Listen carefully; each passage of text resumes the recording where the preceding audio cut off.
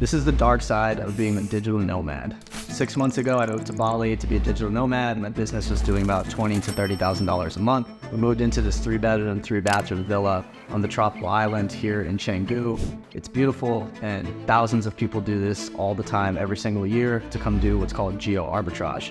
And that means you earn your money in USD or UK, and you spend it in rupiah, pesos, etc. But there are some hidden truths and challenges to being a digital nomad. It's all sunshine and rainbows, and I'm here to shed some light on that so that you can make a more informed decision if you decide to do something like this yourself. Before moving to Bali, I lived in a 600 square foot apartment in Brooklyn, New York, living the New York City lifestyle, spending maybe like $5,000 to $6,000 a month on food and going out and all of those good things out in New York City. And the lifestyle was just getting a little bit gray, very much on repeat. There wasn't much to do. It was pretty much go out to restaurants, work, go out to restaurants, work, walk around the city, take the subway, and we would walk through Wall Street and all these other places and just see people in suits, smoking cigarettes, super depressed, gray. And when we made the decision to move to Bali, we were excited mostly for year-round sunshine, year-round beaches, year-round coconuts and tropical paradise. And we did get that. This place can be a bit of a paradise, and you can get a bit distracted by how amazing everything is most of the time. And like everybody else who's decided to go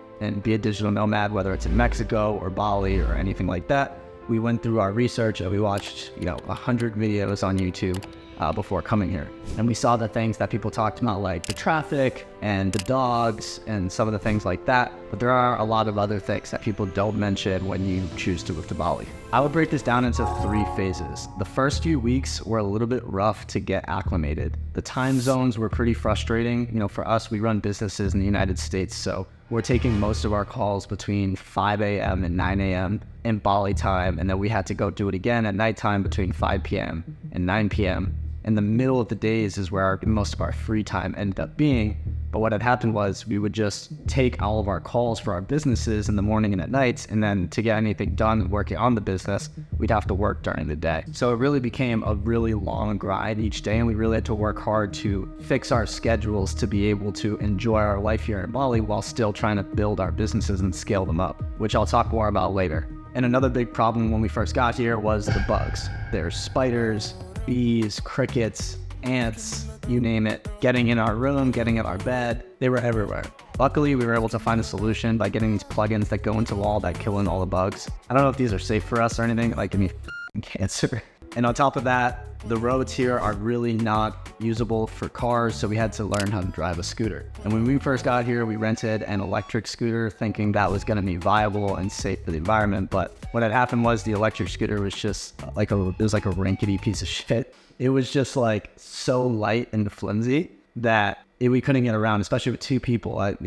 My girlfriend is a passenger princess, so I had to have her on the back of that thing, and it was a nightmare. So after a month, we were able to switch to the motorized bike, which made it 10 times easier. Another thing people don't tell you is the smoke and the pollution when you drive is insane. When we first got here, we had no idea, but when you're driving, it's just mufflers blowing smoke into your face, and you are consuming that smoke every day. We would come home every day and wipe off our faces with cotton pads, and you would just be black from the smoke coming into our face. Another problem was that when we first got here and we had to learn how to drive a scooter, we also had to buy helmets. And I would say in the first week, we actually had 3 helmets stolen from us. Another thing, just to pile onto it, is that we both got what's called Bali belly, and it was essentially a stomach sickness that you get from either eating the food or drinking the water when you first get here. We both got sick, and we were bedridden for a few days right off the rip. Then we entered what was more like phase 2, which was much better and much more acclimated to the environment. We figured out the best way for our schedules. We figured out the best way to get our meals. We were actually able to order 3 meals a day to our place. So if we have time, we'll go out for food. If not, we'll order the food. It got really great hanging out at the beach, surfing, hanging out with monkeys, drinking coconuts, making gains in the gym, making gains on our businesses. We even get massages once or twice a week here, and everything was going amazing. And then we entered phase 3, which is more like the dark side of living a digital nomad lifestyle. This is where the reality check set in, and this is where I really started to miss my home country in America. So one of the things is isolation. And this is where you just don't truly feel like you belong. At the end of the day, Bali is a great vacation destination. The people here are amazing, the locals are amazing, and everybody is very high spirits, but it's not home. And it really started to kick in with me when I had a conversation with my assistant. My assistant's from Ukraine, but she was living out in Italy, and she told me something that really stuck with me. She said that Italy was amazing, the food was great, the people, her school was awesome, but at the end of the day, even if her home country, Ukraine, was going through some hard, tough times, there's still no place like home. And I started to feel that here in Bali as well, is everything is truly going amazing, but you always feel like something's missing. Whether it's your friends, your family, the typical hobbies that you grew up with, the environment, there's always that little piece that's missing, and it doesn't truly feel like home. Shifting gears a little bit, I did want to go into some of the life lessons and values I learned in my time here in Bali, and I think this is the most important part of the video. Being in the online entrepreneur business space, you get a completely skewed perception of what success really is.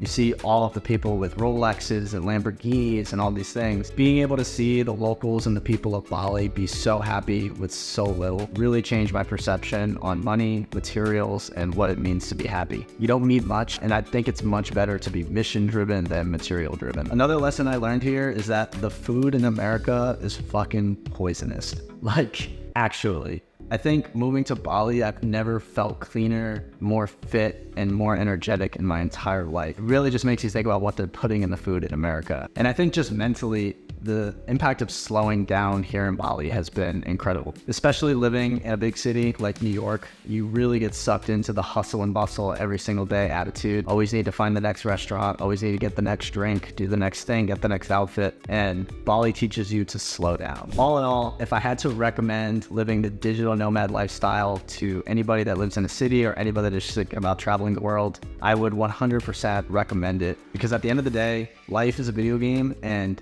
Earth is just a big open world with endless possibilities, endless lifestyles. There's unlimited things to do, unlimited people to meet, and unlimited things to discover. That being said, I am moving back to America, and I'm excited to go be a city boy again. And I'm not moving back to New York City, but I did find out that I love the heat, so I'm going to be moving to the great city of Miami, Florida.